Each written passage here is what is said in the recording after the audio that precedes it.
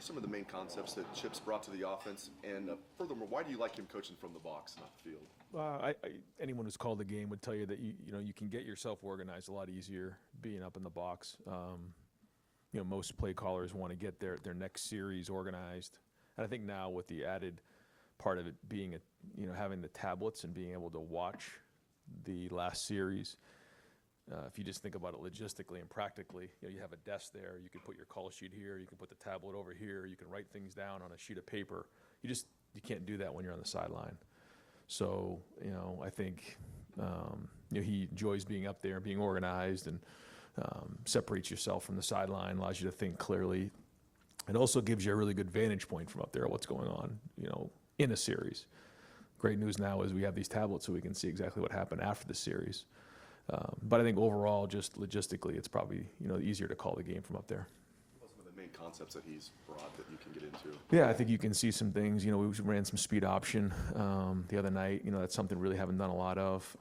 You see some different concepts that are out there, and certainly has had an impact on the run game and some of the different things that we've done, but more importantly, things that are coming down the road. I also think just understanding the things that our guys do well and that fit our guys. I mean, that's the experience that you just can't you can't replace something like that. And he's been around long enough. He knows what it looks like, and making sure that when we attack another team, we know exactly the structure of what they're doing and what their strengths and weaknesses are. Jared Smalley, WCFA, it's far left. Ryan, two things, but they're related to each other. Bye week means players now in the modern college football era have opportunities, name, image, and likeness opportunities, things outside of the football building that maybe give them a little bit more time to do that. But then you all, from the football side, have your own organizational structure with NIL. And so I'm wondering, in a week like this, how do you try to make sure kids can take advantage of those opportunities? And how does it work on your side to help them manage their time and understand, keeping the important things important? Yeah.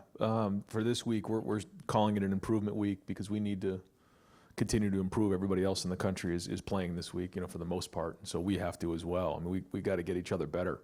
And so each player is going to be given things that they need to improve on from their position coach. We're going to work hard to go out there and practice and work on our fundamentals, but also look at things that, we may need to project out, that we may need in both sides of the ball in all three phases. So, I mean, that's the number one thing this week is that we got to stay in rhythm. We got to have a good week of practice and, think of it like a game week. So when it comes to off the field stuff, I mean, it comes down to time management. And, these guys understand what the main thing is right now. During the off season, there's certainly great opportunities, but, unless it's something that's really pressing, these guys, they need to take care of their academics first and then football. And then the other stuff, will come down the road. And so, the better these guys play, the more opportunity they're going to have. And they understand that. And they've been great. So we don't see a lot of conflicts, but, it all comes down to time management. But I think some of the folks that we've dealt with and that our players are dealing with understand, too, that once the season starts, those asks have to be far and few between. And the time for that more often is during the off season. Not that there aren't situations that come up, but I think most people are respectful of that. Dave Holmes, WSYX. Yeah, Ryan, I mean, I know Mac bye might not be ideal from your mindset. I'm curious, if you could just structure your own schedule with this new long season, 2 byes, it's a different type of year, how would you want to structure a season? Every year is different. The way that the schedule played out this season, it's a lot different than the last couple when, we knew we had a Power 5 non-conference opponent on the schedule early in the season. So it has allowed us a little bit of an opportunity with some of the newer guys to get them going and let them get their feet underneath them. As we grow, we know that we got a long way to go on this thing. And so it's just been a little bit different that way for 2 reasons. One, just a few more new faces, but also, the fact that, we didn't have that Power 5 non-conference early in the season. So not that, it necessarily changes your approach all that much, but, having a bye in week 2 and, allows you to kind of reassess things, come up for air, figure out where you need to improve. And and kind of go from there. But it seems like, there's a build up to the season as we're moving forward. So, it's not like, you just kind of, walk into the season, though. I mean, that's not the way this game's played. I mean, you got to, people say it's a marathon. I've said it before. It's not. It's 12 straight sprints as hard as you possibly can go. And I do felt like, coming out of the game, watching the film, that we played hard on Saturday night. I think guys played with emotion, guys played with passion, and that's a good start. That's a good sign. We're nowhere where we need to be. I think the good thing about this team is they would tell you these guys have played a lot of football. Even some of the guys that have come in, like Will and Seth, these guys have played football before. They know that this is just the beginning. Like, we're literally just getting out of the starting gates. But to see the guys play with the energy and passion and effort that we had on Saturday night, that's a good start as we move forward. Rob Aller, Columbus Dispatch. Brian, a lot of changes in college football. We've talked a lot about it.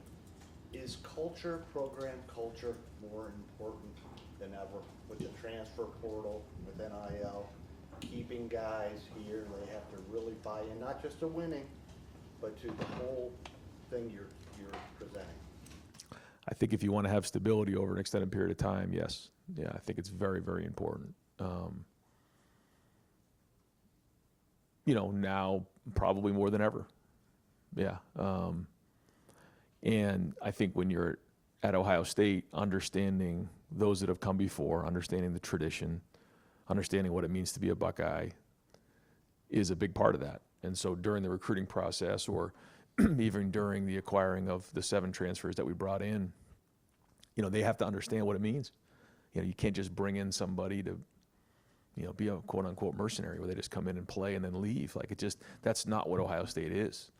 And so our focus is on recruiting great people, developing them, retaining them, which is what we did this year. There's been a lot of talk about, numbers getting thrown out and everything. Well, the majority, if not, 90% of it was retaining our roster.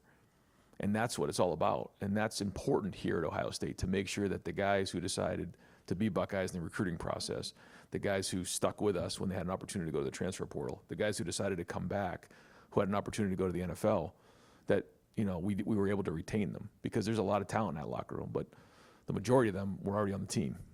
And that's the recipe, is recruiting great people who understand what it means to be a Buckeye and developing them and retaining them. Cameron Teague Robinson, The Athletic. You talked a lot in fall camp about building off the line staff with the illness that kind of hit the group. Yeah. What have you seen from that group in terms of the depth showing it on the field, and then what do you feel like you saw from Akron to Western Michigan last week? Hard to tell. I think it was cleaner. I think there's still, this is everybody across the board. You look up at the end of the game and score is what it is. We weren't looking at the score, but there was effort. There was good plays. There was one play, Josh Fryer's running 50 yards down the field. There's a couple plays where Tegra's taking somebody and finishing them into the ground, like Seth McLaughlin up at the second level, finishing guys. On the long run or the long throw to Jeremiah, where he turned and obviously ran away from everybody. Josh Simmons, which everyone's looking over here, he's finishing a guy into the sideline. That's to me what we need to continue to work on and focus on and build on. That being said, I think that things were cleaner, but it's just a start. Bigger challenges ahead, but there is encouragement out of that group, and I did think that the guys who came in the second half, and the O-line was a group that, again, was it perfect? No. But I did feel like coming out of this game, it was better than it was the last couple of years, where we were finishing at the end of games. Guys were competing. If you don't play 15 plays, you can't grade out a champion. But if you grade out over 80% and play less than 15 plays, we call it honorable mention. There was a long list of honorable mention players coming out of this game, and a few of them were on the O-line. Deep right, Jeremy Birmingham, Kings of the North, the podcast. Right, the improvement week thing, where did it come from, number one? But number two, how did the team respond to that idea of being challenged this week, as opposed to in the past maybe an off week would be a take a deep breath week?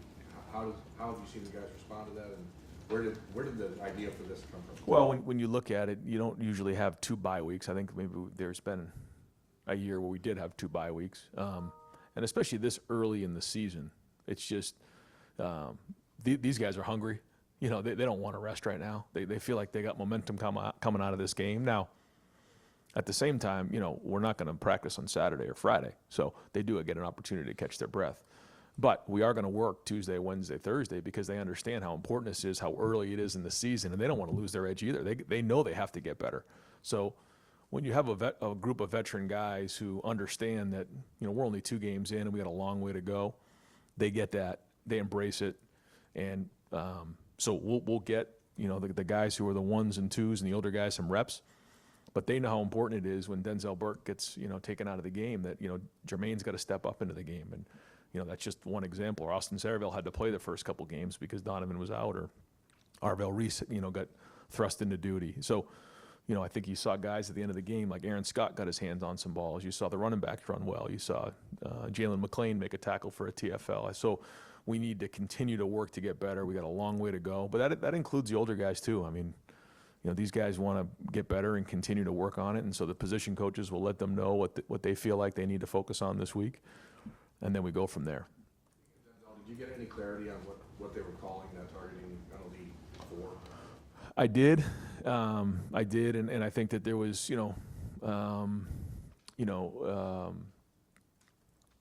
a couple different opinions of that after the game. And I guess that's all I can really say. But, that's all I can say. I wish I could say more. Joey Kaufman, Columbus Dispatch. Ron, you guys had a later game last week and a chance to watch maybe some of the earlier games. Did you get a chance to watch Kyle at Syracuse and just what have you made maybe of his start to the year? No, looks, he's off to a great start. I've only seen a few highlights, and looks like he's doing a great job. And looks like the first couple games he's gotten a good rhythm and got a great win this past weekend. And so, happy to see him doing well so far this season. Have you gotten used to in college football seeing some of the guys who were once connected with your QB room like playing elsewhere? I know it's a lot different. You see Quinn had a great win obviously this past weekend, and Joe, and obviously we've had our great quarterbacks here as well. But it's the way of the world, and I think that's one of the reasons in recruiting that, and we sell that to guys too, is that when you come to Ohio State, you're going to get developed at a high level at every position. But at quarterback, I take a lot of pride in that, and the fact that we develop guys at a high level, and that even if you were to leave, we don't want you to leave, but even if you were to leave, it's still time well spent and invested. And so, you're happy when guys go on and do well, even though, you want to retain as many guys as you can. That's our whole culture, but it's just the way of the world. So, happy to see Kyle do well. He won some great games here and poured a lot of effort into the program. So, but it's like that with I think Joe Royer's doing well down at Cincinnati, and so we follow those guys and want to support them. Austin Ward's podcast. Ryan, what have you learned about Will through those 2 starts, and what would be the improvement week challenge for him? I think for us, seeing Will out there, it's all new, it's fresh, his first game, quote unquote, but he's played a lot of football. He's got a poise out there, he's got a command out there that you can feel. I don't know if you guys feel it watching it, but I feel it on the sideline. He's able to take the practice and the meeting to the game, where sometimes when you get into a game, like they don't see it, and the information coming back is like, whoa, we got an issue here. He sees it. I think, and I said this like during the preseason, I didn't feel like we'd get an idea of the type of impact that Will would make until he was actually playing in a football game. That's just kind of the way he is because of his size, his ability to run. You've seen him extend some plays. You've seen him now with his feet a little bit, which will continue. And he's made some very accurate passes. There's other ones, though, for sure that I know he wants back. And to me, it just comes down to his feet, and we'll continue to work on those type of things. But it's like anything else. The more comfortable you are, the more reps you're getting. Even the plays that we're running in practice that we're maybe not running in a game because we didn't get to them, those are all, the more he does them, the more comfortable he's going to do. The timing, you're learning. When you do them for the first time, after you do them for a while, you're remembering. And he's done a pretty good job of only taking a play where he's only repped a few times and putting it on the field. and we're going to need to continue to do that. But I think as time goes on, you'll start to see that ball come out of his hand, with even more and more rhythm and more pace. Dan Hope, 11 Warriors. Ryan, we saw Jaden Ballard kind of make a mistake fielding the kickoff. Are you guys comfortable with him continuing to be the kickoff returner, or are you guys still vetting other options there? We think that Jaden Ballard had a really good offseason. He was recognized as a gold individual during the offseason, which is significant in our program. We've given him the opportunity to return kicks and a couple punts here. But the number one thing is taking care of the football. So that has to happen. And we believe in who Jaden is, but at the end of the day, we got to take care of the football. So we are going to evaluate it during this week and make sure that we're doing the right thing. Spencer Holbrook, Letterman Row. Ryan, with all the attention on Quinchon and Will and Caleb as transfer additions, how much has Seth meant to getting this offensive line corrected from last year? Yeah, he's been a pro. Same thing, calms everything down inside. Even if Coach Fry or myself are barking at him, like we will, he just has a calming presence. Like, we got it. We'll get this straightened out. And that's a good feeling. It's what you want to hear as a coach. I mean, when you're going at somebody and they look at you in the eye and like, we'll get this thing straightened out, and they do. Like, that's when you know you got somebody who's a leader, who's got poise, and can kind of pull everybody together. I do think it's been great to get Austin in there, to get Tegra in there. But now having Donovan coming back is going to even make it more solidified in there, just so that when something changes during the game, we can make quick adjustments. I do think having that tablet on the sideline is very helpful. I mean, because when you can identify what has happened on the last play, not just coming from the booth, but showing them, especially a young player. Like, there was a play in particular where, one of the guys, missed a block, and I'm like, I haven't seen that one time in all preseason. Like, just let it go. Don't start, stressing or having anxiety over it. Just go block the 3 technique. I mean, you're blocking Tyleik Williams every day in practice. I watch it on film. Where maybe in another scenario, you're more frustrated from the sideline because you're not sure exactly how that just shook out. Like, we just didn't use good technique, and he was a little tentative there. And then as time went on, like the game went on, got his feet underneath him and just started like rolling guys out of there. Like, I think it's really helped our coaching in terms of being accurate in what we're saying during a game. But getting back to your point about Seth, he gives us great information, and he can help us with that in terms of seeing what's happening in the game, why something maybe broke down, what happened with the communication, which allows us to address things faster, which allows us to get in a rhythm quicker, if that all makes sense. Stephen Means, Cleveland.com.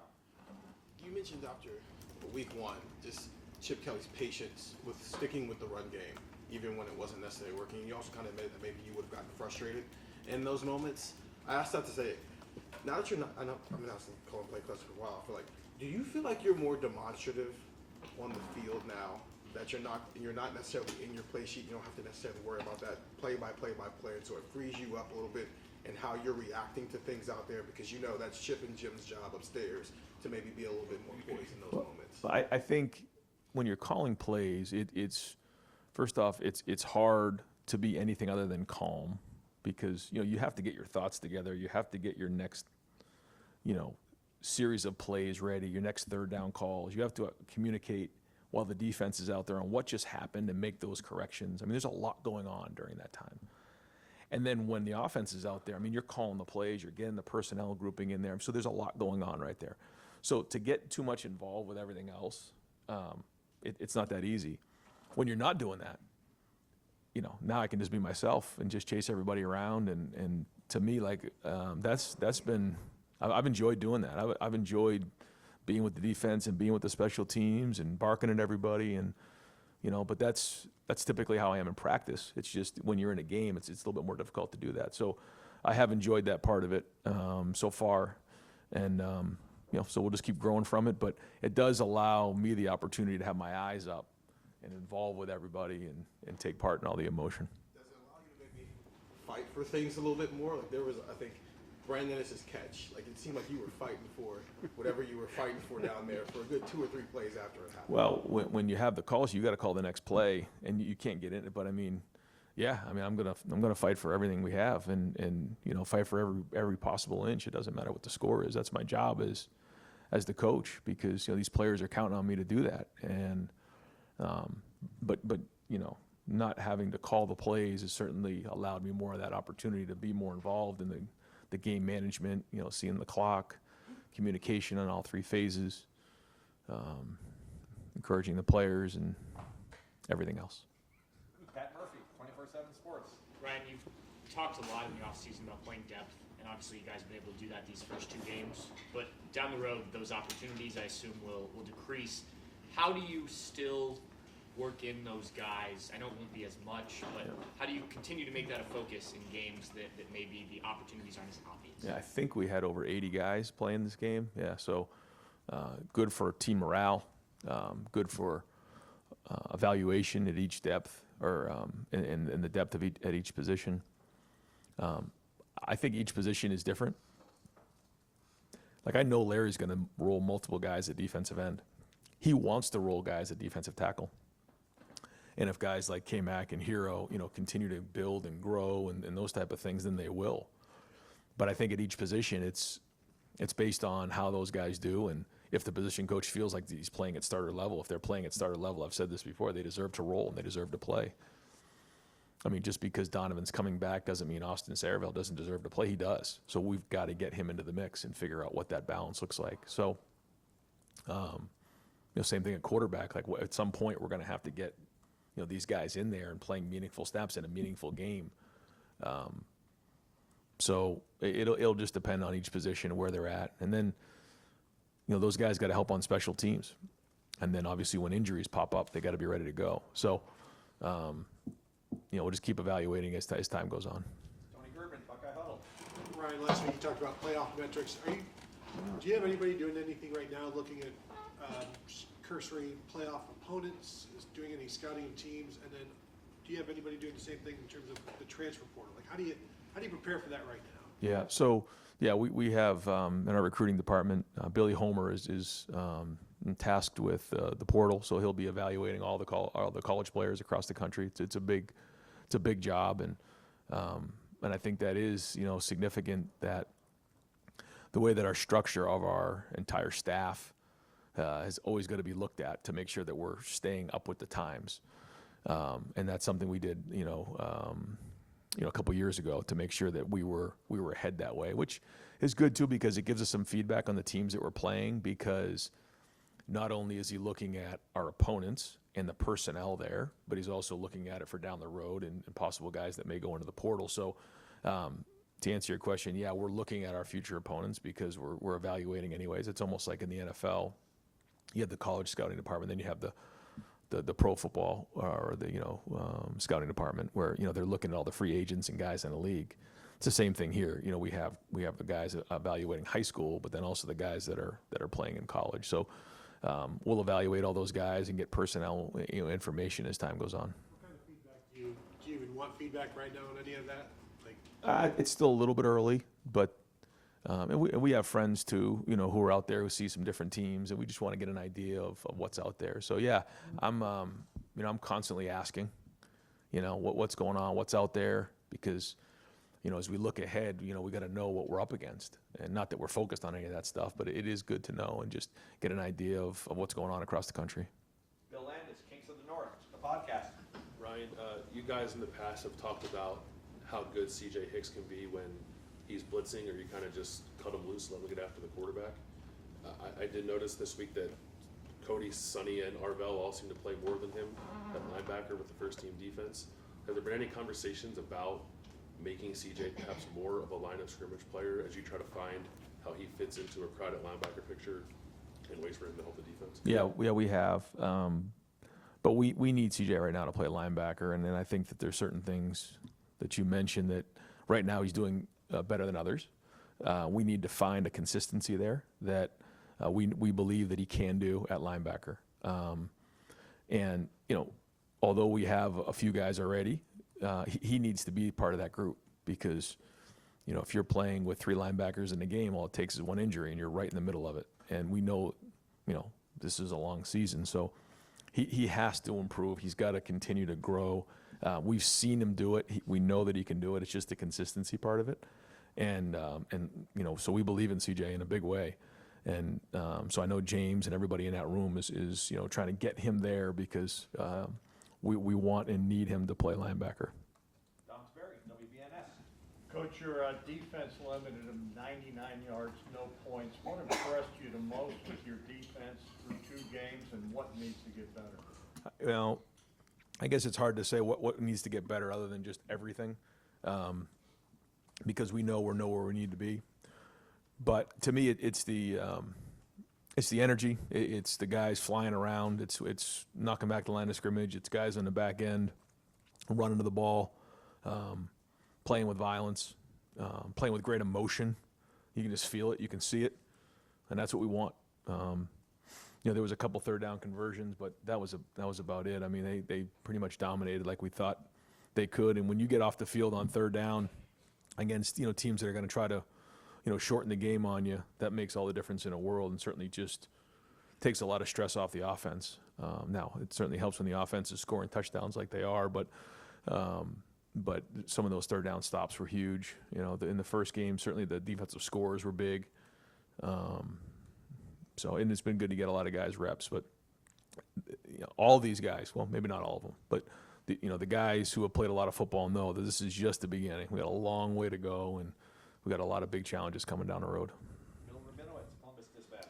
Yeah, granted, the opponents you played have obviously not been great, but you've outscored them 108-6. I don't think the other team's gotten in the red zone, if I'm right about that.